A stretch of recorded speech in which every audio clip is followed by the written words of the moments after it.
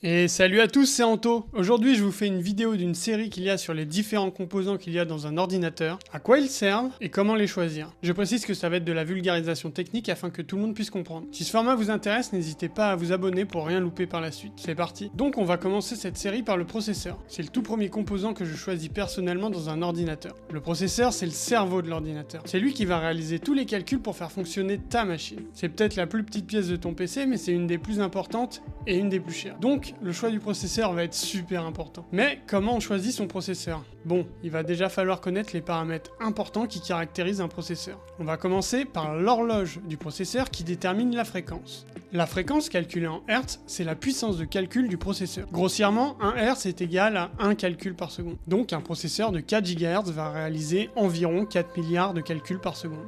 Mais c'est pas tout, car de nos jours, les fréquences maximales atteintes par un processeur sont bloquées dans les 5 GHz, ils n'arrivent pas à dépasser. Alors les constructeurs, ils ont eu une idée, c'est de mettre tout simplement deux processeurs côte à côte dans une même puce, afin de doubler le nombre de calculs. C'est ce qu'on appelle un multicœur. Un processeur single core va traiter les informations une à une à très grande vitesse, alors qu'un multicœur va pouvoir les traiter en simultané. Cependant, certains logiciels, comme des jeux, ne sont pas conçus pour pouvoir utiliser plusieurs cœurs à la fois. Donc avoir un processeur avec 12 cœurs sera pas forcément utile. Quand on regarde le nom d'un processeur, on peut voir qu'il peut avoir genre 8 cœurs, 16 threads. Mais c'est quoi ce thread? Le thread, c'est simplement un fil d'exécution, une tâche à accomplir.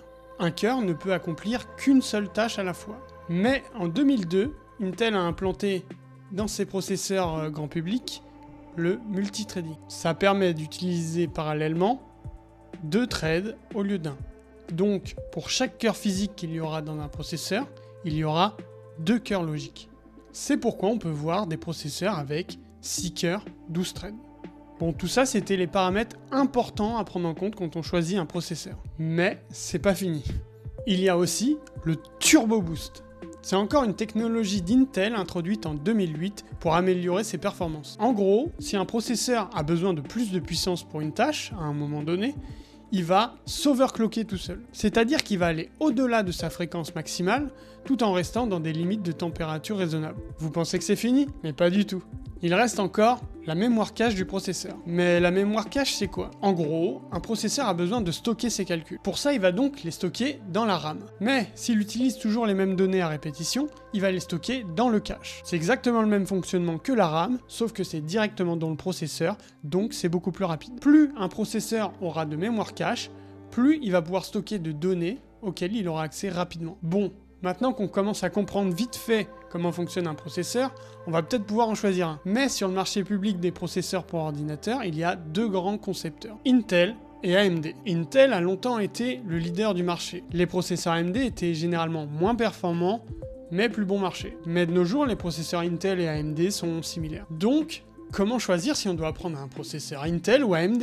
Important à savoir, si on part sur un processeur AMD, on va devoir prendre une carte mère pour les processeurs AMD.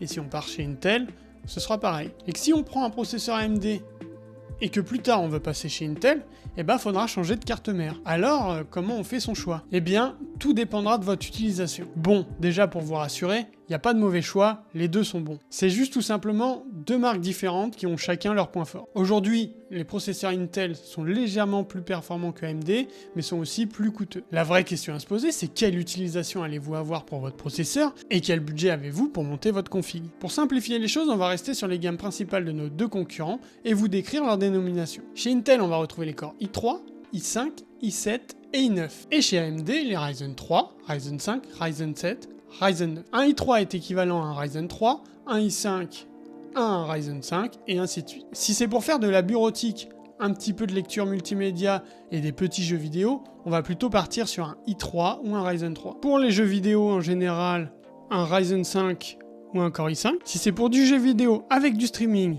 un petit peu de création multimédia, on partira sur un Ryzen 7 ou un Core i7. Et si c'est pour de la grosse création multimédia et une utilisation professionnelle, un Ryzen 9 et un Core i9. Ensuite, il faut prendre en compte la génération. Plus le processeur est récent, et plus logiquement il devrait être performant. Pour les connaître, c'est simple. Les Intel de 11e génération vont s'appeler 11000XXX, et pour les Ryzen, 5000XXX. En ce qui concerne la centaine, plus le chiffre est haut, et plus le processeur est performant. Donc un Ryzen 7 5800 sera plus performant qu'un Ryzen 7 5700. Et pour Intel, c'est pareil. À la fin des noms de processeurs, vous pouvez retrouver une lettre. Chez Intel, vous pouvez avoir un K qui est pour l'overclocking. Le F signifie qu'il n'y a pas de puce graphique intégrée. Le S, c'est pour édition spéciale. Le E désignant les processeurs supportant la mémoire ECC. C'est une mémoire à code correcteur d'erreur. Le T pour les PC écran. Pour les PC portables, il y a le H pour High Performance Graphique. HQ pour haute performance 4 cœurs. Le U pour basse consommation. Et Y pour très basse consommation. Chez AMD, le G signifie qu'il y a une puce graphique intégrée. Un X pour l'augmentation de la fréquence. XT pour encore plus d'augmentation de la fréquence.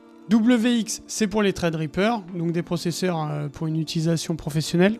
Le E pour signifier que c'est des processeurs pour ordinateur portable. GE pour un ordinateur portable avec puce graphique intégrée. Le U pour basse consommation. Bon, après ce bourrage de crâne, vous avez à peu près toutes les informations. Ce qu'il faut retenir, c'est que vous allez devoir faire un choix selon votre budget et l'utilisation que vous allez avoir. Important à savoir, Intel a tendance à changer son socket toutes les 2 générations, alors que AMD garde le même beaucoup plus longtemps. Mais à partir de la génération 6000, AMD va changer son socket. Il va passer sur du AM5. La génération 5000 est donc la dernière avec du socket AM4. Si vous partez sur cette génération, il faut savoir qu'il va falloir changer de carte mère si vous voulez évoluer. Et voilà, c'est la fin de la vidéo. Je vous mets dans la description un maximum de liens de tous les processeurs que j'ai cités. Ça permettra de faciliter vos recherches. C'est des liens affiliés à Amazon. Si par hasard vous en achetez un, moi ça me fera gagner un petit bonus. Dans la prochaine vidéo, cette fois-ci, on parlera des cartes mères. J'espère que cette vidéo vous aura été utile. Si vous avez des questions, n'hésitez pas à les poser en commentaire. Si la vidéo vous a plu, n'oubliez pas le pouce bleu et de vous abonner. Merci encore et à la prochaine. Ciao.